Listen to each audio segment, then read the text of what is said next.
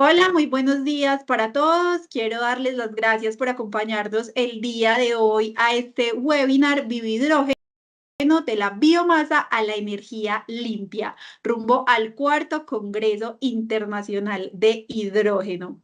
Nuevamente, gracias por acompañarnos en esta mañana. Para iniciar, vamos a tener las palabras de Mónica Gasca, presidente ejecutiva de la Asociación Hidrógeno Colombia. Adelante, Mónica. Gracias, María, y buenos días a todos. Me alegra mucho que estén aquí conectados con nosotros en este webinar Biohidrógeno de la biomasa a la energía con uno de nuestros asociados, Alesco, para que veamos cómo el hidrógeno puede impactar distintos sectores y cómo podemos tener distintas aplicaciones del hidrógeno en temas que a veces no tenemos en el radar. Realmente el hidrógeno es una posibilidad de descarbonización para muchas industrias. Algunas de estas industrias como el transporte de carga pesada, el transporte en general, los motores que operan con diésel o con otros combustibles contaminantes, que pueden utilizar este tipo de soluciones para reducir sus emisiones de carbono y disminuir también el material particulado. Es muy interesante que veamos cómo la investigación y la innovación está llegando a estos sectores y cómo el hidrógeno va a contribuir con la descarbonización, que salgamos de este mundo donde pensamos en el hidrógeno como estos grandes proyectos de producción y empecemos a ver estas aplicaciones que están más en el día a día de cada uno de nosotros. Muchísimas gracias a todos por conectarse y espero que tengamos un webinar muy interesante. Los vemos en el Congreso Internacional de Hidrógeno el próximo 1 y 2 de abril en la ciudad de Bogotá. Perfecto, Mónica, muchas gracias por tu intervención y ahora seguimos con el conversatorio de la mañana de hoy. El día de hoy nos van a estar acompañando José Alejandro Rodríguez, quien es gerente y representante legal de Quantum Biolab. Juan Manuel Giraldo, quien es fundador y CEO de Alesco, y va a estar moderando Juan David Giraldo, quien es líder técnico y de regulación de la Asociación Hidrógeno Colombia. Adelante y bienvenidos. Bueno, muchas gracias, María, por la introducción. Para nosotros es un placer poder impulsar este tipo de espacios, este webinar, donde estaremos conociendo todos los aspectos relativos a lo que conocemos como biohidrógeno, haciendo uso de todo ese potencial y viendo cómo podemos aprovechar ese recurso que tenemos nosotros como país, que es la biomasa, y cómo también empezar a direccionarlo hacia, hacia otro tipo de nuevos tipos de hidrógeno, como lo es el biohidrógeno.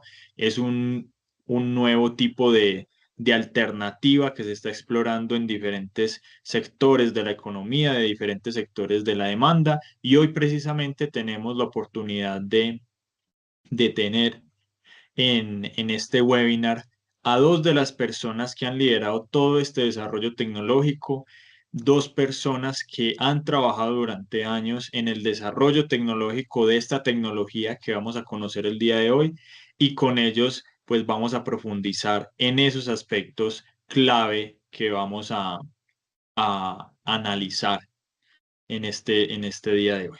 Entonces, no siendo más, quiero darle el paso tanto a José Alejandro Rodríguez como a Juan Manuel Giraldo para que nos cuenten un poco sobre esta tecnología, sobre el camino que han venido recorriendo durante los últimos años para llegar al punto en el que estamos hoy.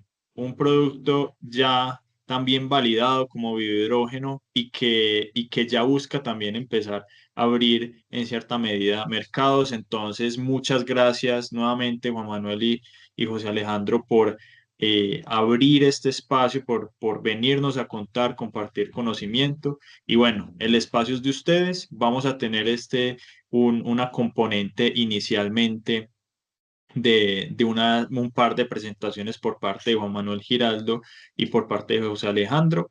Y al final vamos a tener un par de preguntas más para que tengamos esa conversación y podamos profundizar alrededor de esos detalles, esos aspectos especiales que hacen al biohidrógeno un hidrógeno particularmente interesante y competitivo en el mercado actual. Entonces, adelante. Bueno, saludos, gracias Juan. A ver, voy a hacer una primera intervención. Mi nombre es José Alejandro Rodríguez y voy a compartir una presentación en PowerPoint que nos permita ubicarnos en general en función al trabajo que hemos venido haciendo y a compartirlo con ustedes y esperamos que lo disfruten. Permítanme un momento.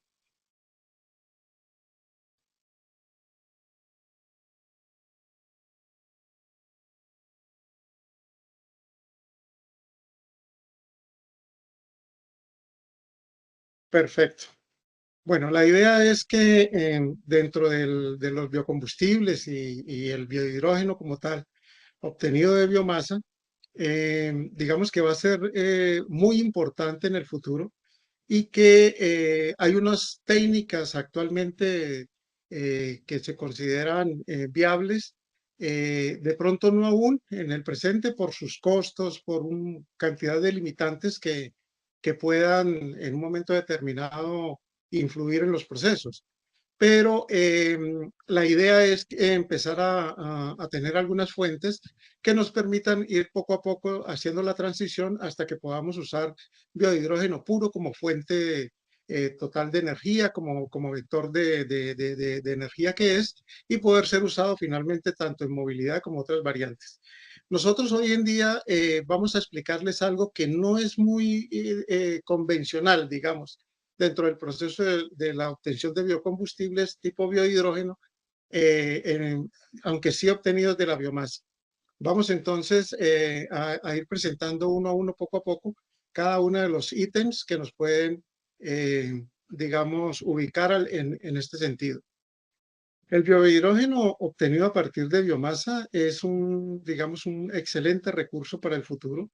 Esta charla va a ir muy enfocada a, digamos, el tiempo que hay entre ahora y ese futuro cercano o lejano en el cual el hidrógeno podrá resolver toda la problemática y especialmente el biohidrógeno por su gran potencial de disminuir la huella de carbono, pueda ser usado por toda la humanidad. Nosotros entonces vamos a concentrarnos en formas de obtención de biohidrógeno y uso del mismo justamente en esa etapa de transición. Para ello vamos a hablar de dos términos generales que no son muy convencionales dentro del proceso del manejo del hidrógeno y del hidrógeno obtenido a partir de materia orgánica, que son los alcoholes nanoestructurados y ellos mismos como vectores energéticos de hidrógeno. ¿De acuerdo? Entonces, vamos a pasar entonces a esa presentación recordando entonces que nosotros vamos a hablar de formas no convencionales y de uso inmediato, o sea, a partir de hoy mismo, ¿de acuerdo?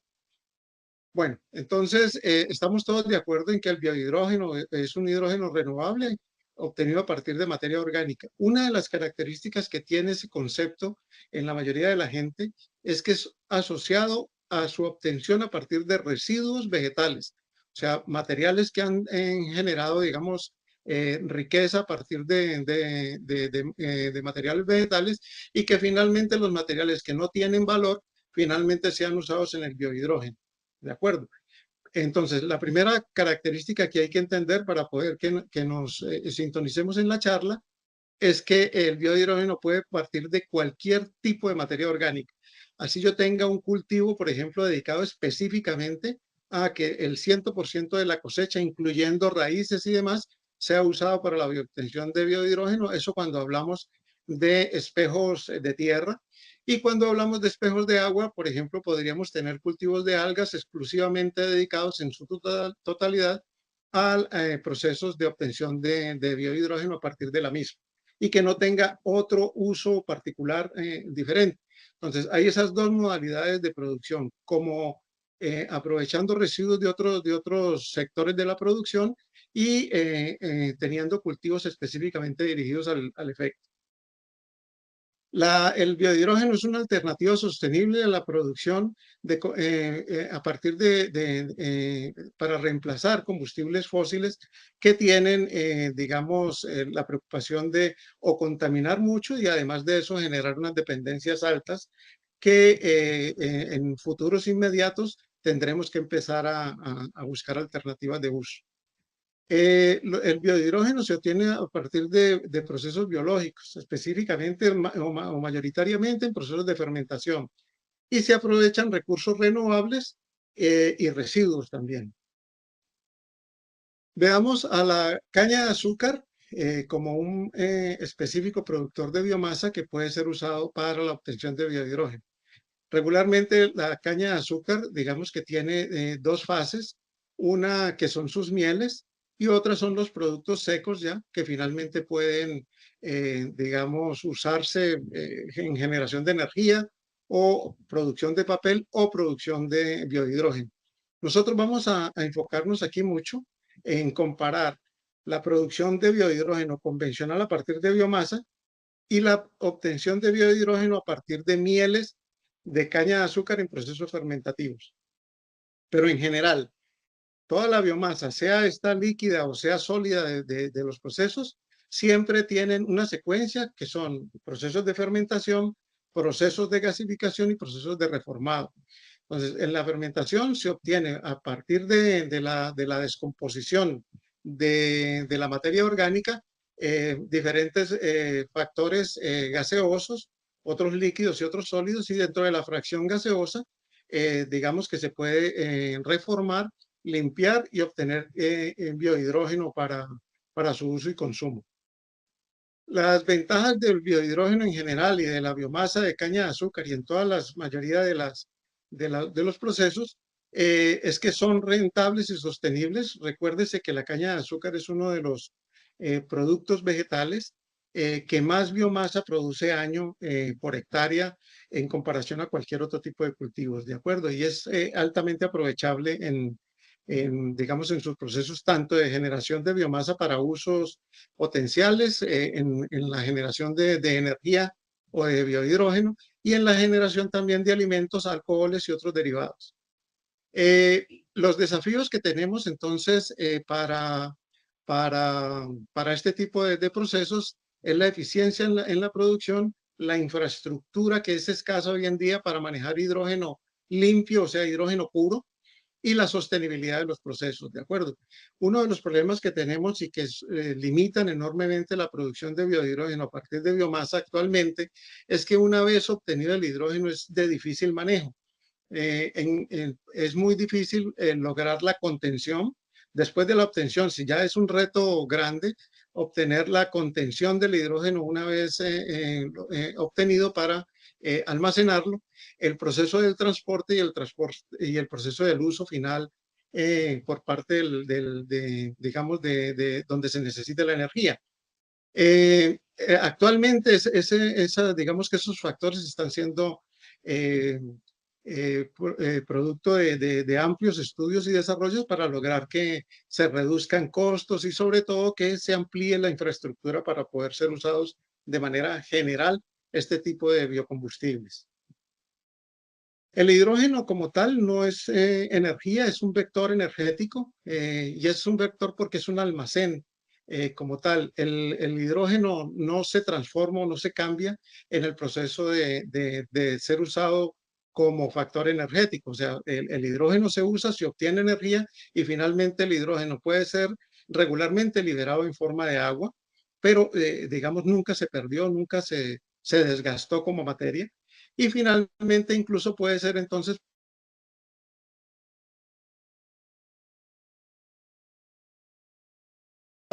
sea para aguas de enfriamiento o sea como digamos aguas de riego y demás.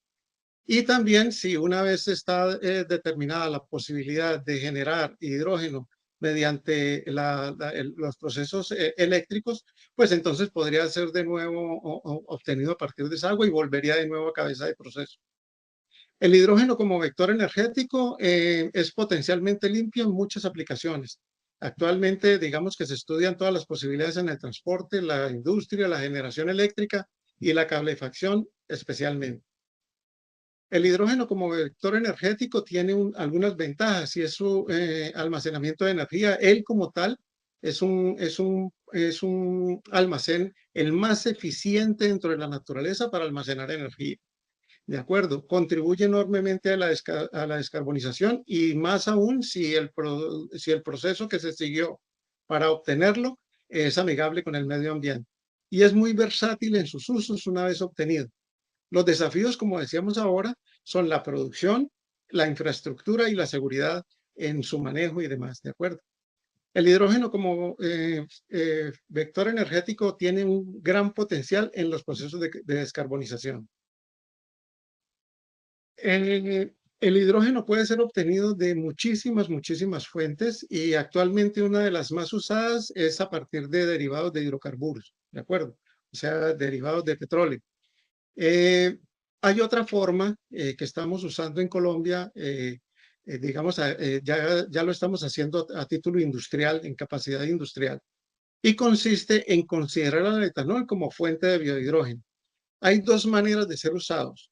Una, que sería la manera convencional, ¿de acuerdo? Y se está explorando muchísimo la posibilidad y la potencialidad de obtener hidrógeno a partir del etanol que viene de biomasa de caña de azúcar o incluso algunas veces de maíz, usando los azúcares de proceso. En este caso, las maneras convencionales son azúcares fermentables. Y esos azúcares se transforman en etanol y luego hay unos procesos que permiten obtener biohidrógeno a partir de ese bioetanol. Las formas convencionales, tradicionales, son procesos de reformado del etanol. En ellas, digamos que casi que se cuece el etanol, se vaporiza por medio de vapor de agua.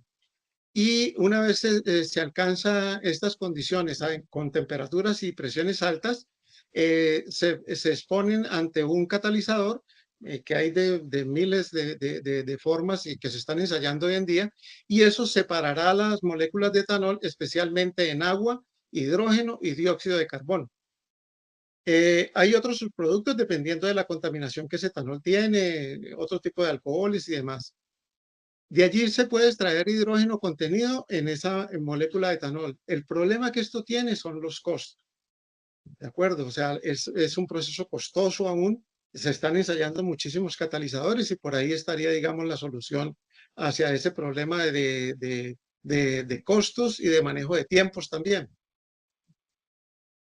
Hay una forma diferente de usar el etanol como potencial catalizador o como potencial contenedor de hidrógeno para sus usos en producción de energía y aprovechamiento energético. Hay varias cosas que hay que hacer en comparación a las maneras tradicionales. La primera variante es que en los procesos biológicos de producción de etanol hay que aplicar ciertos cambios a lo que se hace tradicionalmente.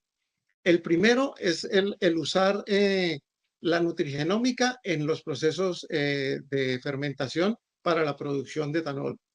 ¿A qué se debe esto? Se debe a que lo que se busca es que el alcohol opere digamos, como fluido en una mecánica diferente a la que actualmente se tiene acostumbrado, de acuerdo a la forma convencional en la que se produce. La nutrigenómica es un campo que estudia una relación directa que hay entre la nutrición y el comportamiento de los genes, y eso nos referimos a cualquier tipo de organismos, ¿de acuerdo? En el caso de la Saccharomyces cerevisiae, que es el microorganismo asociado a la producción de etanol a partir de mieles tanto de caña como de almidones de maíz, se obtiene primero un proceso de fermentación alcohólica en sistemas anaerobios que le permiten a las levaduras transformar esos azúcares fermentables en etanol, ¿de acuerdo?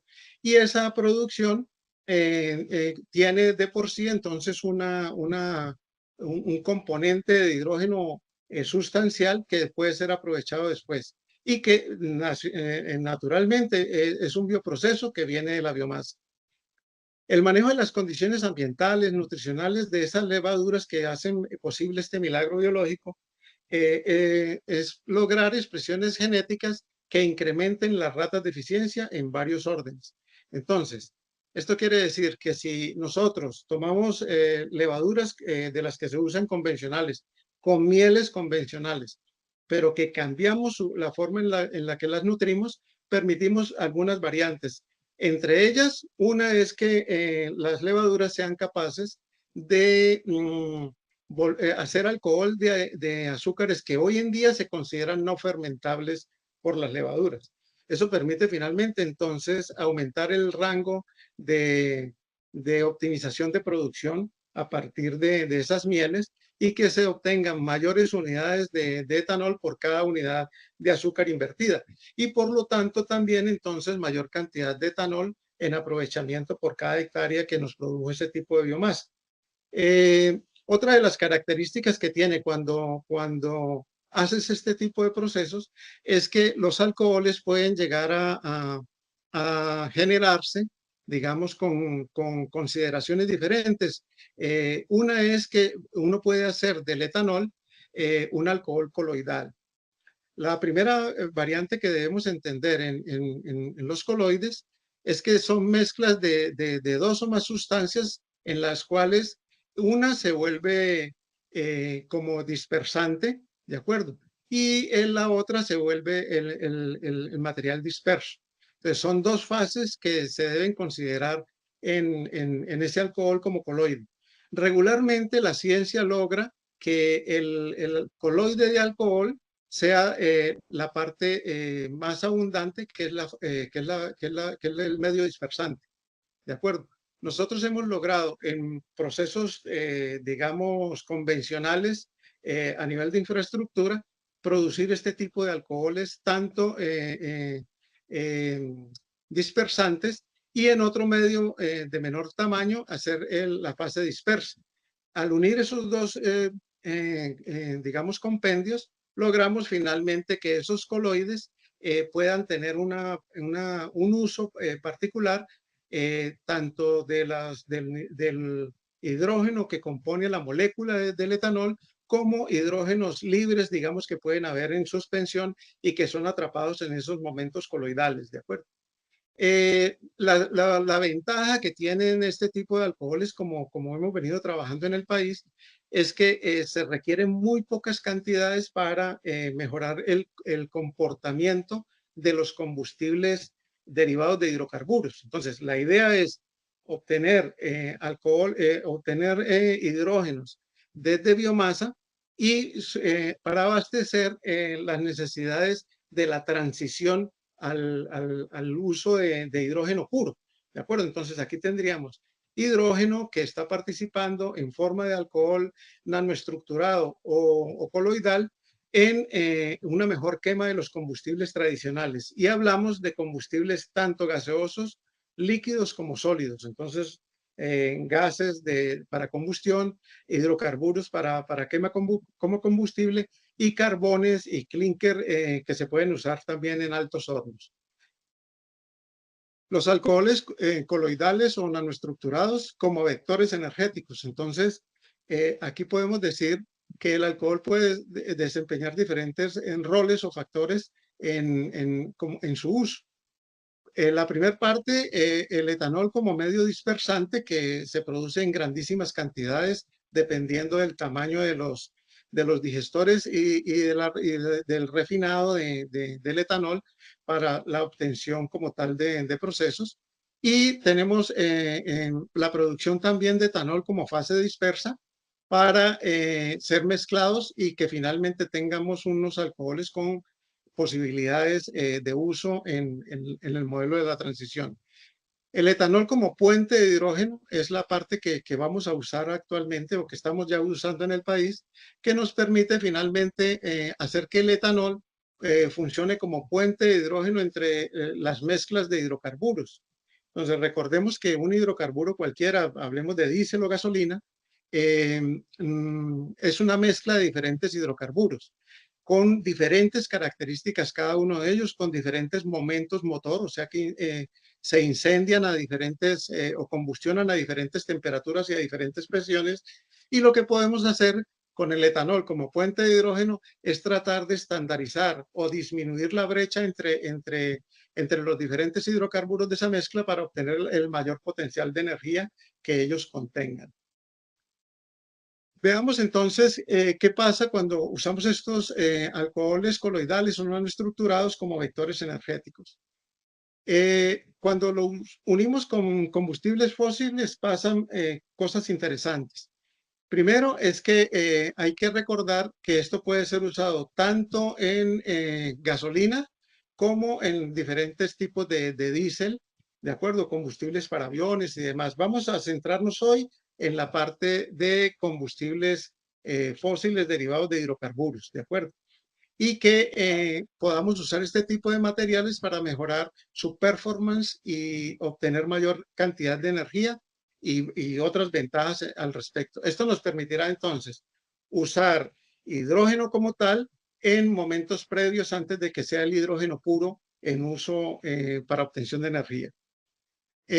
Los hidrocarburos regularmente carecen de puentes de hidrógeno y eso porque les falta mucha electronegatividad en sus átomos.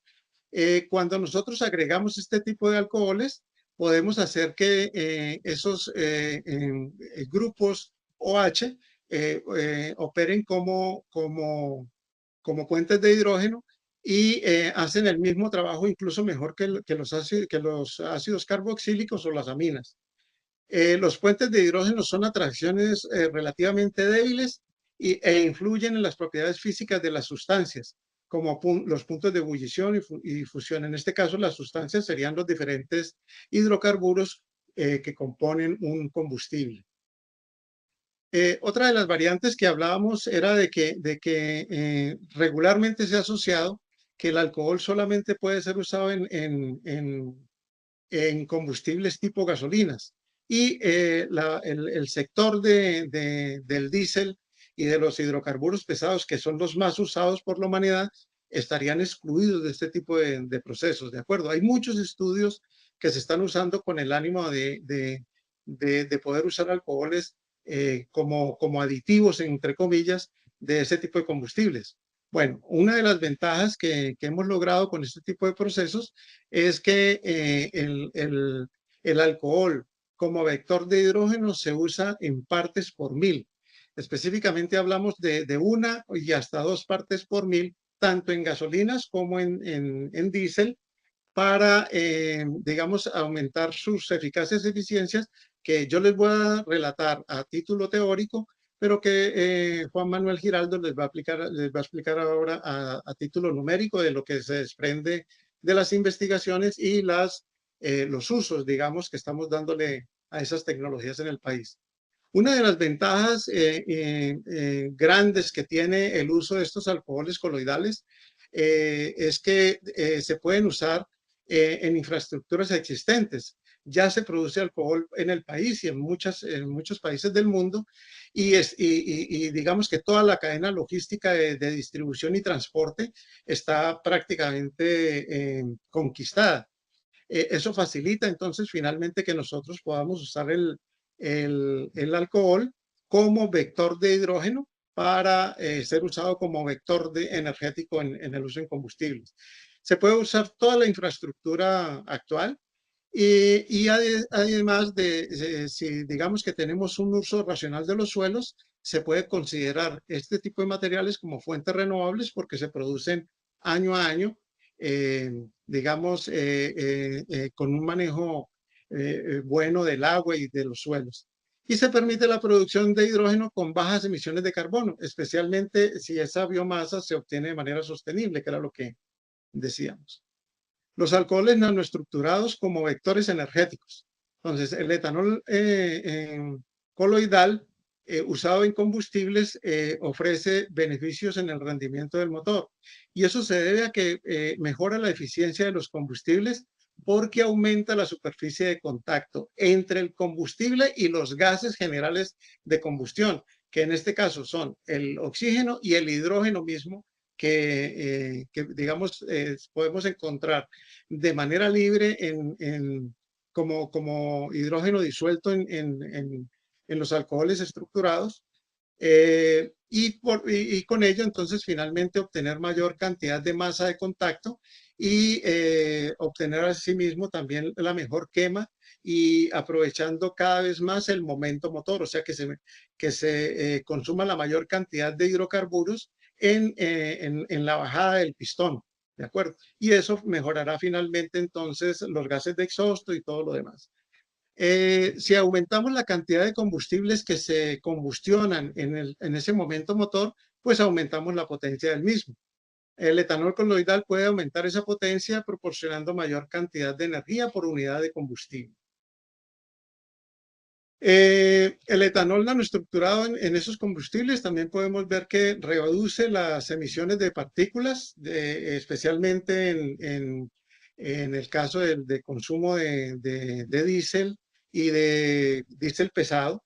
La cantidad de emisiones y los humos de hollín y los negros de humo producidos en esa combustión se disminuyen radicalmente. Y finalmente entonces permite que tengamos un mejor uso del combustible con menores emisiones de partículas. Y también reducen la emisión de óxidos de nitrógeno porque a mejor quema del proceso hay menor capacidad de oxidación del nitrógeno en el proceso y por lo tanto se liberará más nitrógeno libre en forma de N2 que en formas oxidadas. Y ello contribuye también a disminuir la huella de carbono en el ambiente como gas de efecto invernadero. Reduce emisiones de monóxido de carbono también, gracias también a la quema limpia de esos hidrocarburos al mejorar esas fases de combustión y permite finalmente entonces que tengamos un aire más saludable después del uso de los hidrocarburos. Beneficios en la durabilidad del motor. El motor depende muchísimo de en dónde se produce los excesos de temperatura. Cuando quemas mayor cantidad de combustibles en el pistón, que es una fase que es regulada en temperatura donde hay refrigeración y demás, disminuyes enormemente la cantidad de gases de combustión o de combustible aún no quemado digamos, en las líneas de exhausto. Y que esa parte no tiene regulación de temperatura, o sea, ahí no hay forma de manejar la temperatura del motor y la temperatura de todo el sistema motriz, que finalmente es el que quema el combustible.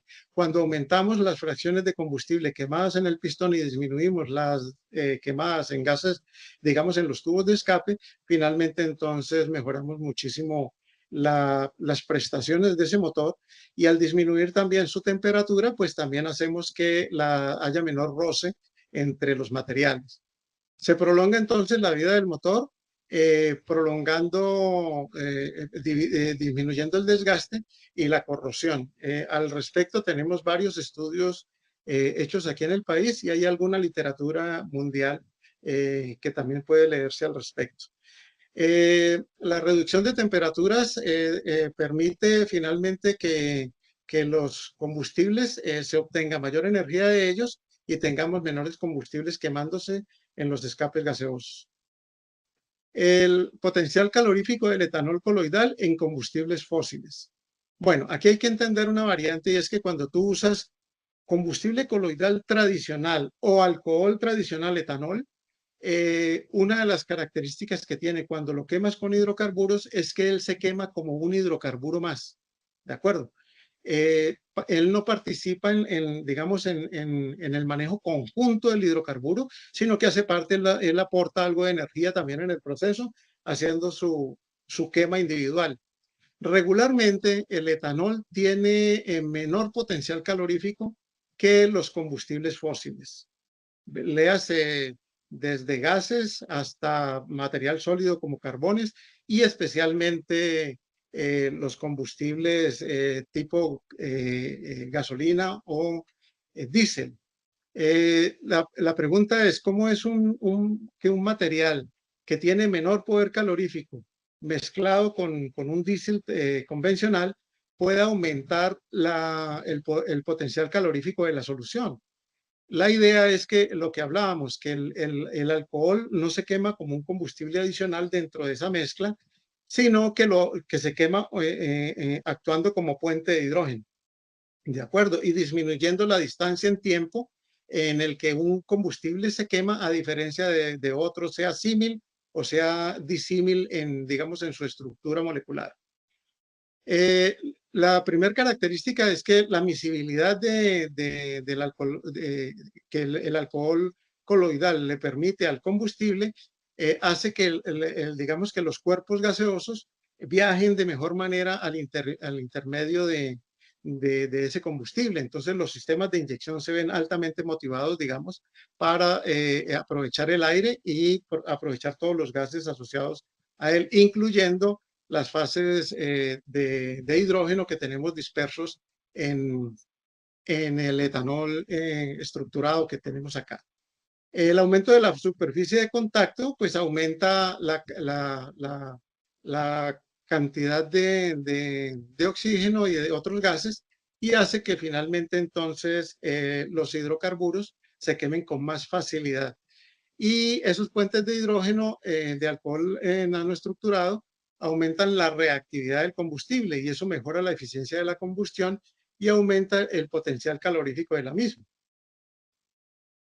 Bueno, esta es en su totalidad la presentación que tenemos acerca de la obtención de este tipo de alcoholes especiales y su uso con hidrocarburos convencionales. Muchísimas gracias. Juan Manuel entonces hará la segunda parte del proceso donde les explicará ya digamos que los datos obtenidos en ciencia a partir del uso de este tipo de compuestos. Muchas gracias. Buenísimo, José Alejandro. Muchísimas gracias a ti.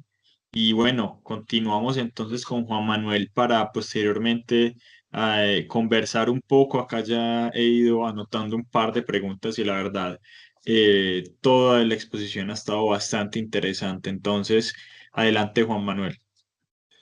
Muchas gracias, Juan David.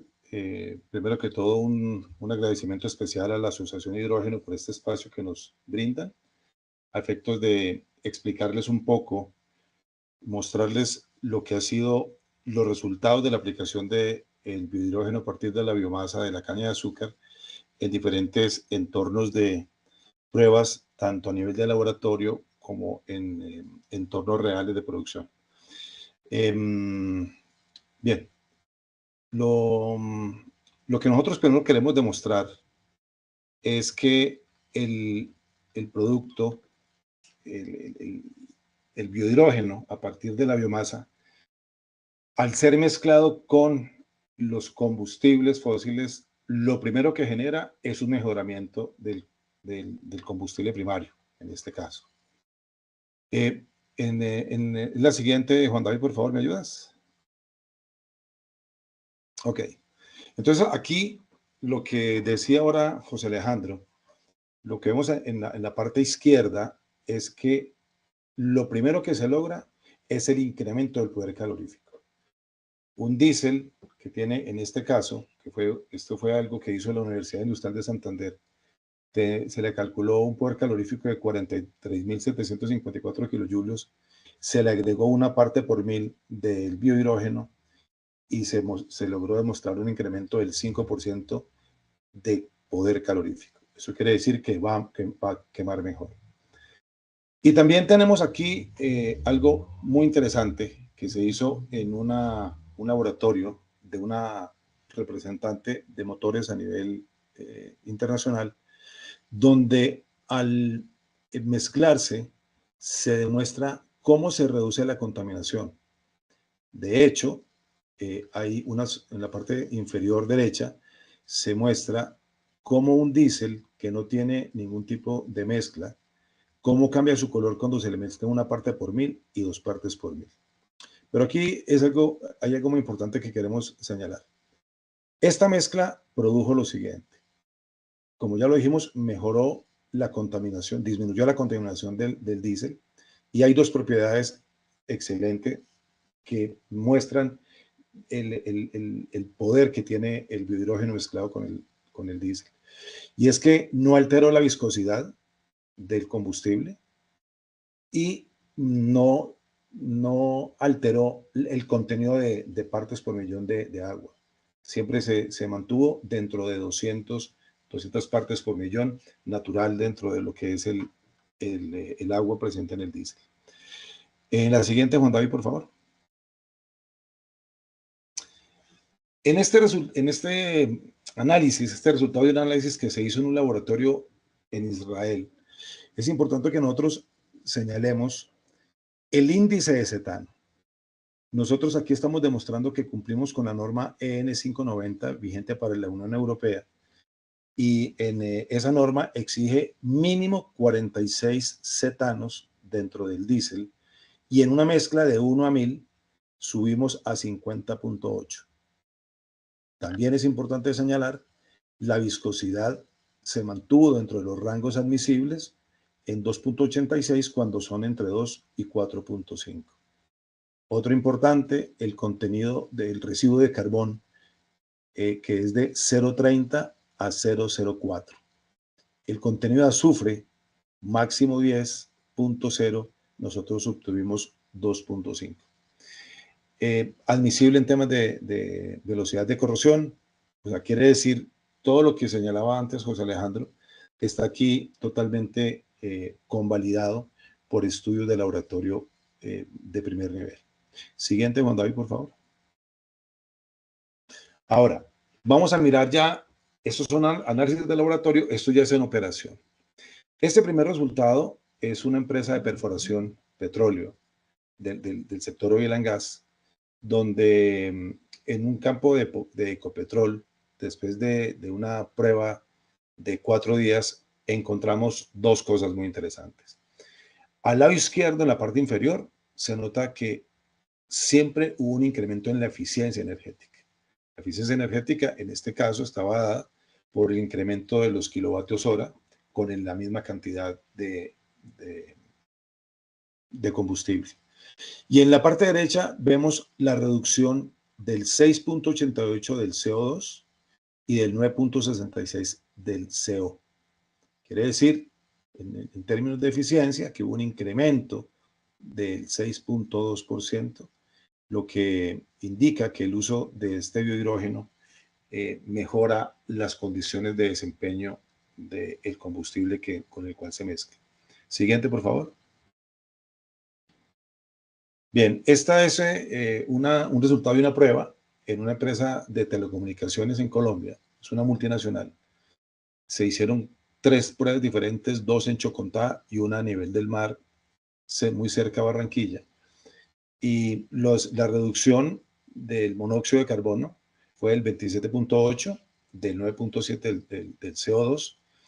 Y la eficiencia energética aquí se cuantificó en una reducción del 14% en el consumo de los combustibles.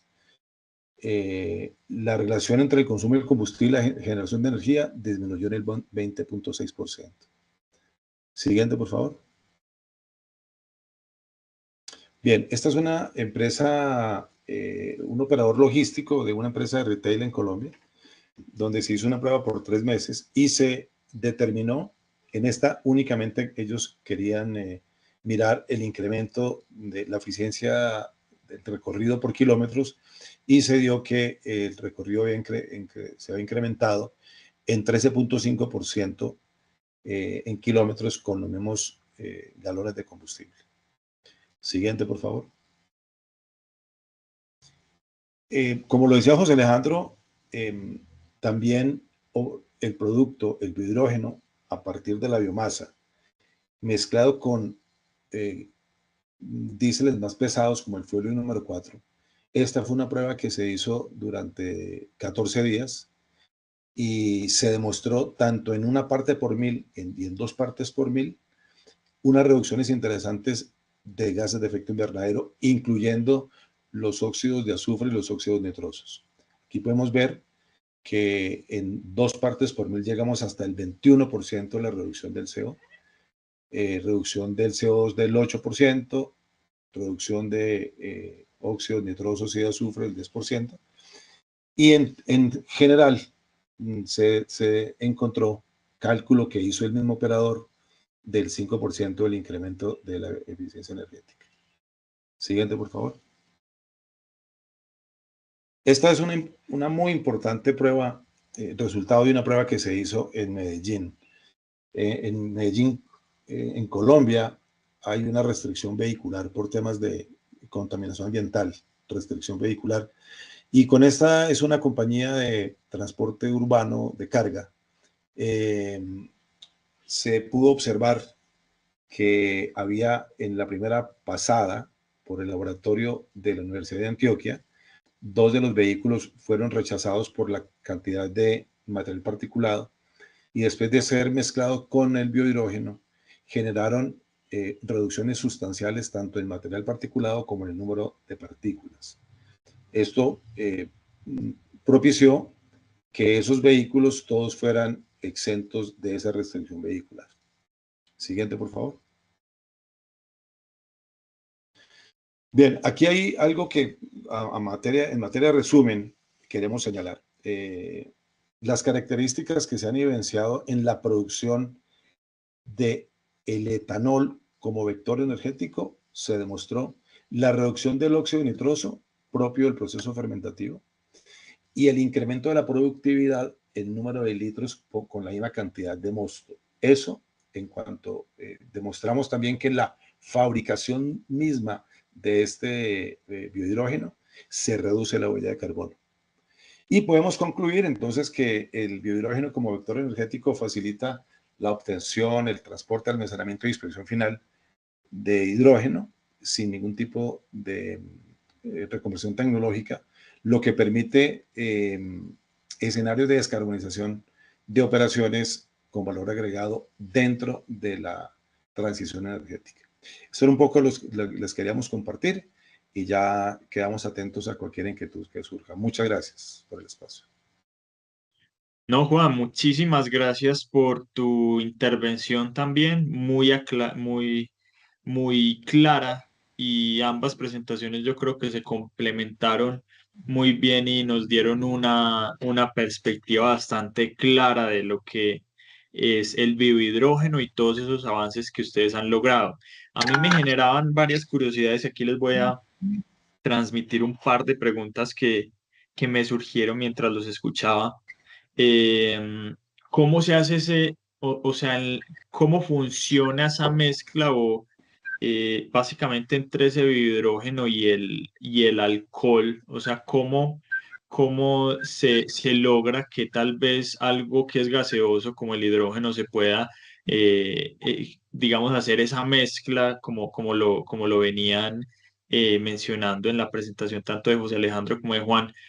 No sé si de pronto, sí, como para aclararnos un poco ahí a la audiencia, este punto en particular de cómo se logra esa mezcla, ese biohidrógeno. Perfecto. La primera variante que hay que tener en cuenta es que el hidrógeno es un vector de energía, ¿de acuerdo? Lo que hemos logrado hacer es que hayan ciertas formas de alcohol, especialmente el etanol, que se comporten como vector de hidrógeno y al final también como vector de energía. La idea es no obtener hidrógeno puro porque volveríamos al problema del uso y tendríamos que esperar hasta que finalmente, digamos, la sociedad pueda transportar, hacer toda la logística de proceso y para poderlo usar finalmente y obtener la energía encapsulada en él.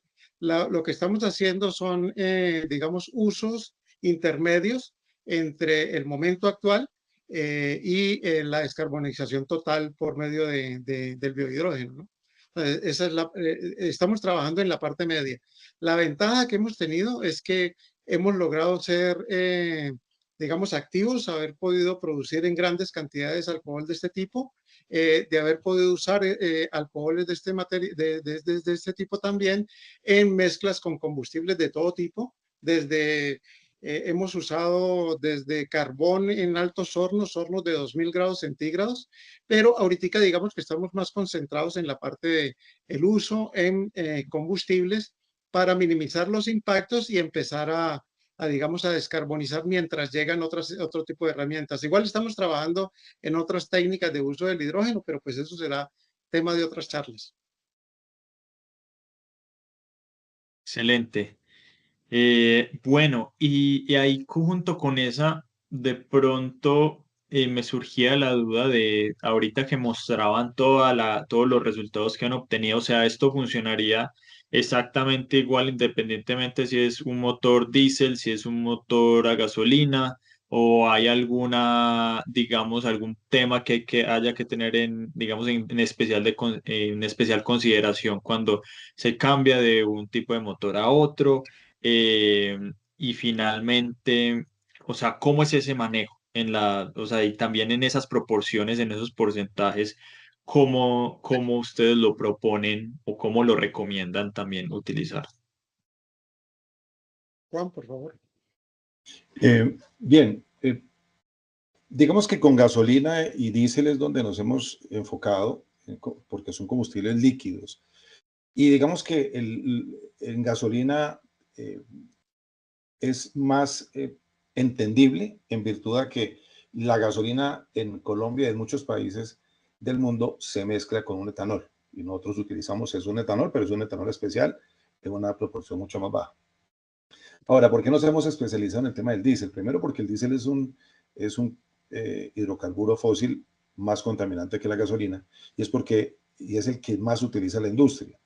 Nosotros proponemos que en diésel comercial se haga una mezcla de una parte por mil y en diésel pesado del fuel oil número 4 hacia adelante se utiliza 2 partes por mil.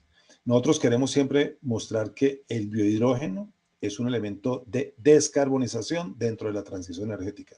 Como lo dijo José Alejandro, somos útiles en ese espacio. Así estamos trabajando en otros desarrollos, pero en este momento podremos decir que un biohidrógeno de estas características sería único en el mundo aplicándose por su inmediata mezcla. No requiere ningún tipo de reconversión tecnológica.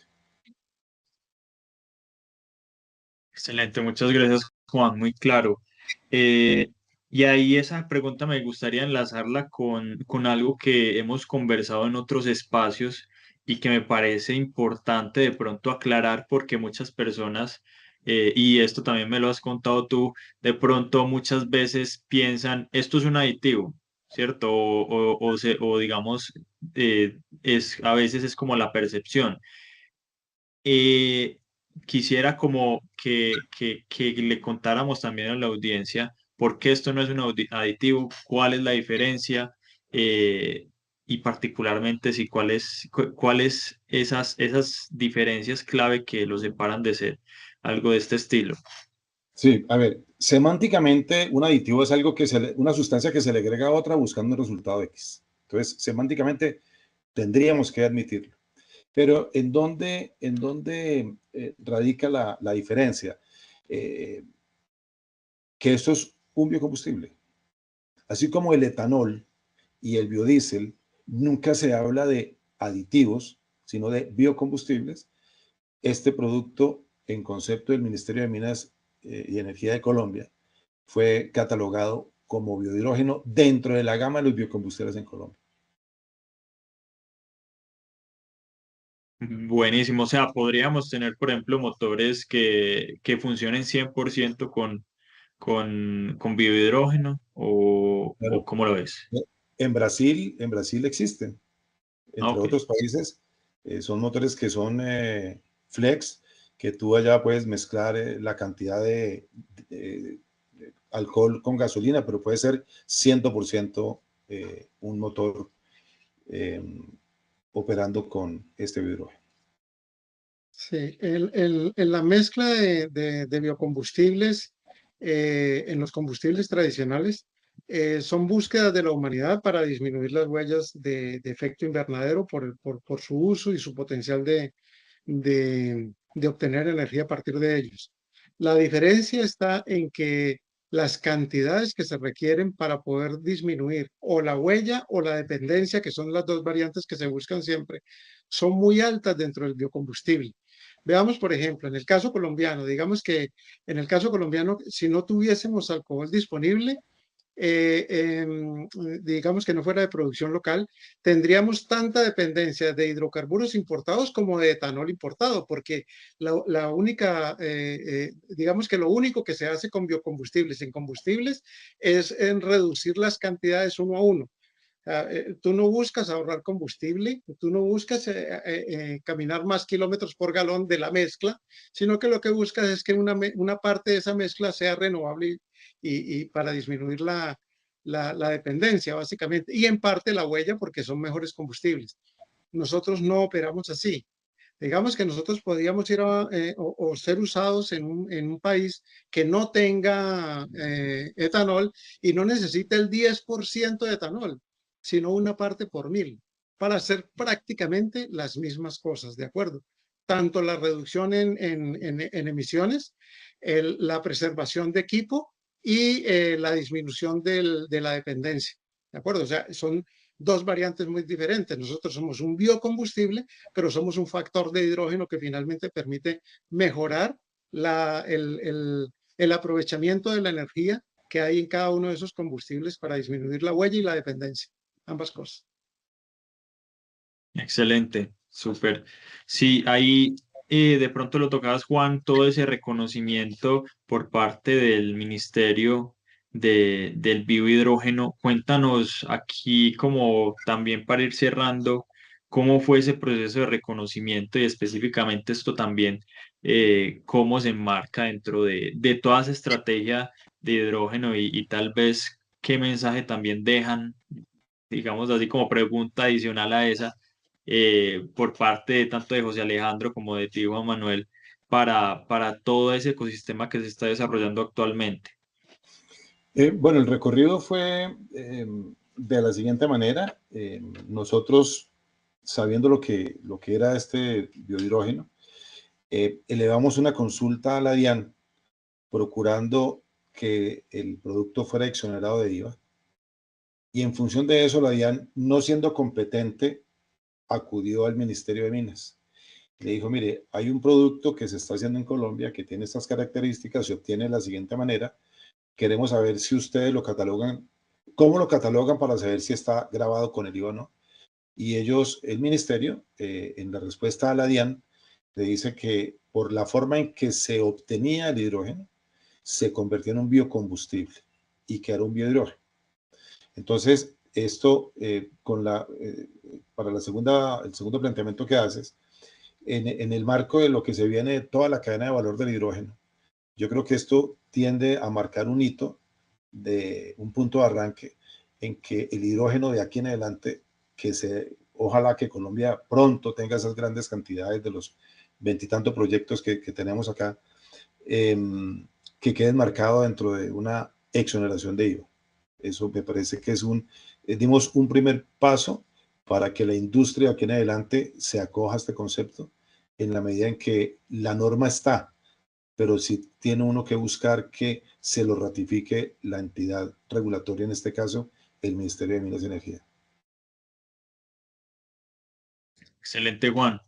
Y tú, José, ¿qué otro mensaje, no sé, que quisieras dejarnos para todo este desarrollo y también en miras también aprovechar nosotros ese recurso que tenemos como país que es la biomasa, que yo creo que que muchas veces nos concentramos mucho en la electrólisis, en energía renovable, pero Colombia tiene un gran potencial de biomasa. Y no solamente eso, tiene un excelente potencial humano. Sí, este es un llamado enormemente grande para las instancias públicas y privadas, pues para que apoyen este tipo de emprendimientos. Nosotros de 0 a 100 nos tocó absolutamente solos, ¿no? Desde los inicios de investigación, que hace más o menos 25, 30 años, hasta el proceso de patente, todos los procesos legales finalmente para ser valorados a nivel de posición arancelaria. Todo esto, todo lo demás, todo el factor legal y toda la vaina, créeme que es muy difícil porque eso es previo a la comercialización. Tienes que hacer todo eso antes de haber podido vender un solo litro. Otra de las características también es que no solamente la falta digamos, de presencia estatal para ayudar a este tipo de emprendimientos, también, por ejemplo, hacer que una destilería opere con un marco diferente a lo que se conoce, que es capaz de hacer una levadura y que se tiene estandarizado digamos, como el estándar de método en el trabajo, y creer que cosas como estas de biopotenciación por nutrición y nutrigenómica y todo esto, que esto sea posible. ¿De acuerdo? Entonces no fue fácil, nos tocó ir a Brasil primero y luego volver al país para para hacer que aquí se nos escuchara y nos dieran un espacio, digamos, para poder operar en fermentadores de grandes tamaños. Actualmente operamos fermentaciones hasta de 250.000 litros día, y actualmente se está haciendo en el país, ¿de acuerdo? O sea que son variantes que ya han sido probadas y que ya están industrialmente siendo aceptadas y aprovechándose de este tipo de beneficios, ¿no? Excelente, excelente, José y Juan. Muchísimas gracias por ese mensaje final. Y nuevamente reiterarles este agradecimiento y también la admiración por lograr lo que han venido logrando y poder seguir avanzando como empresa también en todo lo que viene de aquí en adelante y esos logros que quisieron también y abrieron también las puertas para poder compartir el día de hoy. Entonces, siendo así, muchísimas gracias José Alejandro, muchísimas gracias Juan Manuel, muchísimas gracias Alesco por vincularse a esta iniciativa, a este webinar previo al cuarto Congreso Internacional de Hidrógeno que vamos a tener el próximo 1 y 2 de abril.